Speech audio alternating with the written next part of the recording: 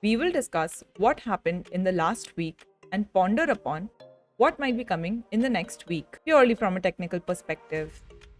Let's start with a look at the chart of Nifty. As you can see, Nifty has been falling since the 1st of December and has fallen nearly 2.5% this week. When looked at relatively, this 2.5% correction is exactly 61.8% retracement of the rally which we witnessed in Nifty from 21st of November to 1st of November. The 61.8% retracement level is called the golden level because of how effective it is when it comes to stock market retracement. 10-minute chart of Nifty index has also touched the level of 30 on the RSI. When an index is in a bull run, then the level of 30 on the 15-minute chart is like a relay race, where the stock index can be expected to just touch the level and then turn around sharply to continue the rally. But the question now is, which are the sectors which will participate in this rally? If you're active in the market, you already know that this week's trophy was taken away by PSU banks, which registered the maximum rally, though on Friday it retraced some of the rally again. The private bank sector also joined the rally towards the end of the week. It is interesting to note, however, that the PSU bank index has not forged a lifetime high yet, whereas the bank Nifty forged a lifetime high here near the level of 42,000 on 11th of November 2022. As per Dow theory, it is important that when the market is near lifetime high, the major sectors back each other up. When that doesn't happen, it is considered to be an indication of negative divergence between sectors and is an early indication of a potential market top.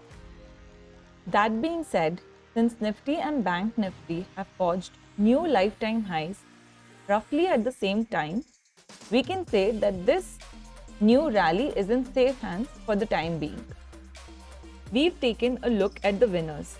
Now let's take a look at the losers of the week. When it comes to looking for opportunities for the next week, I like to look at those sectors which did not perform or outperform the market in the weeks gone by.